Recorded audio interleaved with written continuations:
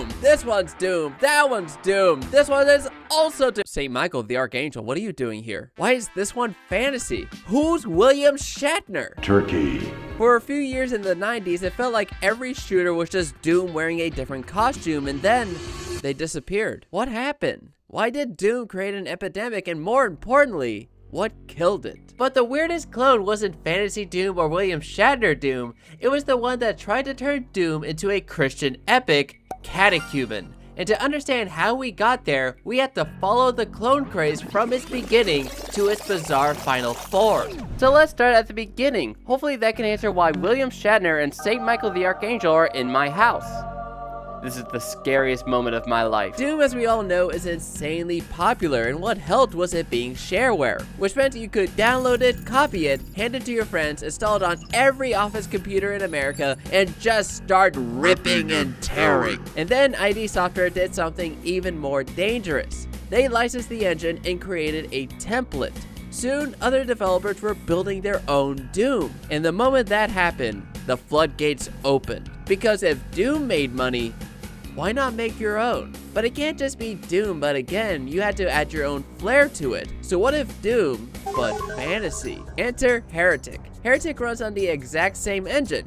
Isn't that crazy? I just mentioned that they licensed the engine. Same movement speed, same combat rhythm, same sprite-based enemies sliding across the screen. But everything wrapped around that skeleton changes. Instead of shotguns and chain guns, you're firing enchanted staffs and phoenix rods. Instead of demons and tech bases, you're wandering through cursed castles and crumbling medieval labyrinths. And what surprised me is that it doesn't feel lazy. It had its own lore with mind control, war, betrayal, vengeance, and in true Doom fashion, it tells you this through a wall of text. This isn't a bargain bin knockoff. Raven Software took Doom's blueprints and actually stretched it. There's an inventory system now. You can hold on to power-ups and activate them whenever you want. The Tomb of Power temporarily upgrades your weapons mid-fight, which adds a layer of strategy Doom didn't really have. The gargoyles look great, the undead knights feel distinct, the whole bestiary feels handcrafted.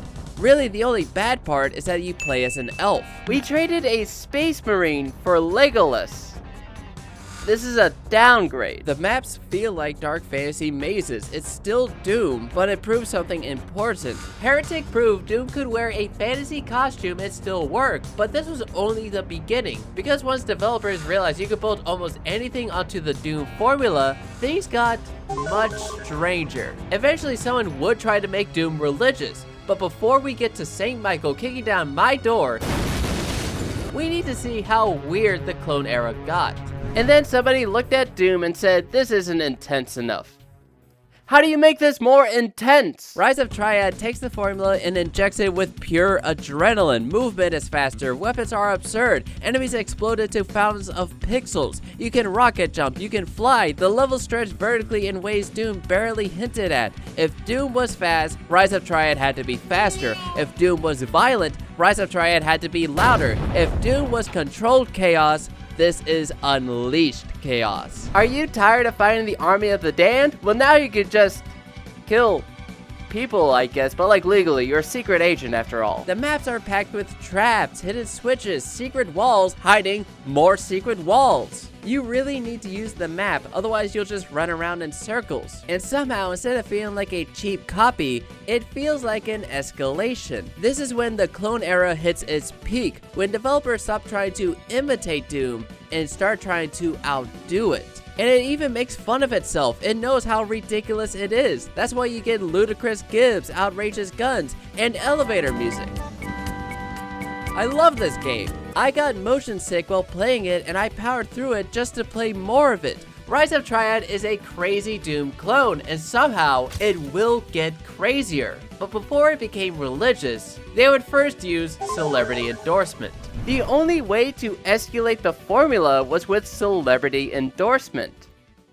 So why not William Shatner? Doom is simple. Find the exit, grab the key, survive the maze. TekWar drops you at a subway station and says, good luck. I had no idea what to do, so I just wait for a train, get off at random stops, and wander through city blocks still with no clear objective. Some people shoot at you, some don't, and I think I'm just supposed to shoot the hostiles, But when the game doesn't tell you who's hostile, the only thing left to do is to shoot everything that moves. Doom had clarity, Rise of Triad had excess, but TekWar only has confusion. I cannot express just how lost I was in this game. I can't believe William Shatner would do this to me. And the strangest part, William Shatner isn't even really here. He's on the box, he's in the marketing, but moment to moment, you're just another anonymous sprite with a gun. I can't even find his sprite in the game. I had to learn how to use DOS to play this game.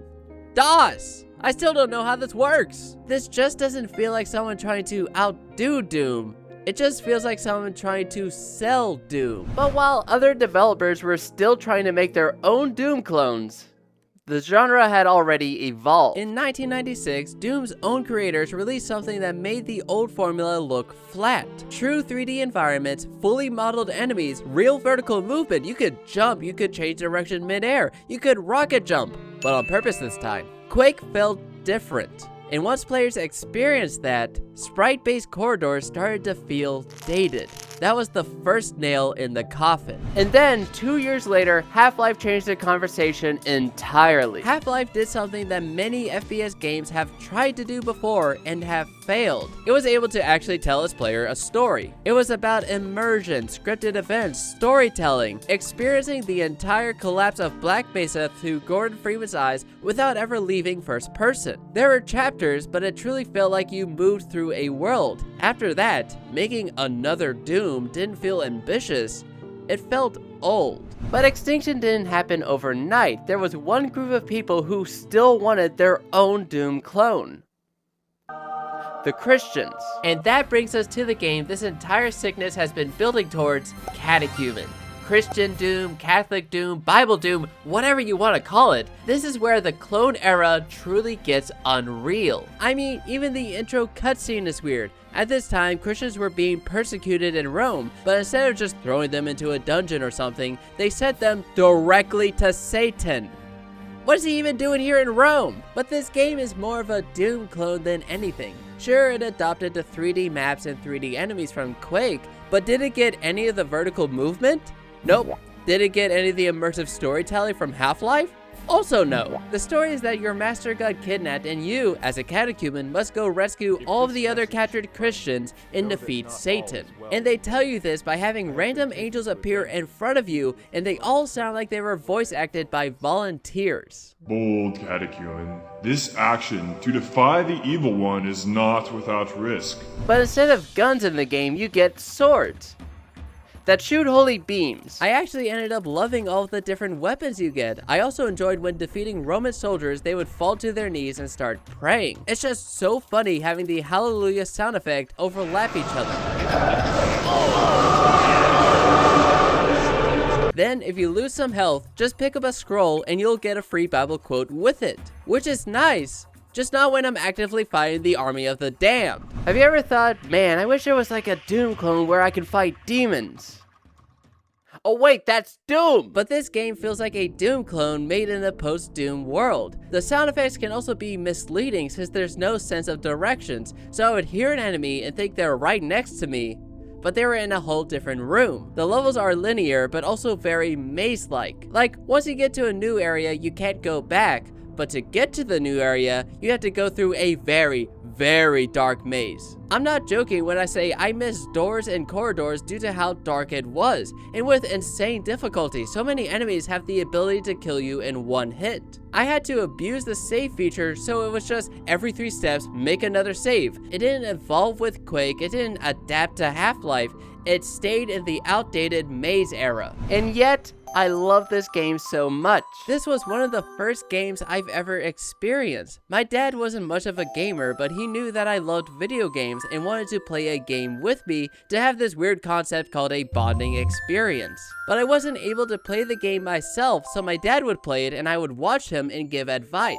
And then when we saw the grand spectacle that happens to Satan at the end, I knew that we experienced something special. It was fun, it was scary, but it's one of my favorite memories. Doom created an epidemic, and even after everyone already moved on, its DNA never really disappeared. It perfected movement, shooting, level design, but more than that, It was fun. Of course, everyone tried to make their own Doom, not just to copy it, but to build on it, to share their own worlds, their own chaos, their own ideas. Some tried to outdo it, some just tried to resell it, some tried to sanctify it, but at its core, Doom was always about one simple thing: sharing the fun. I didn't beat Catechumen when I was a kid. I just watched, and that was enough.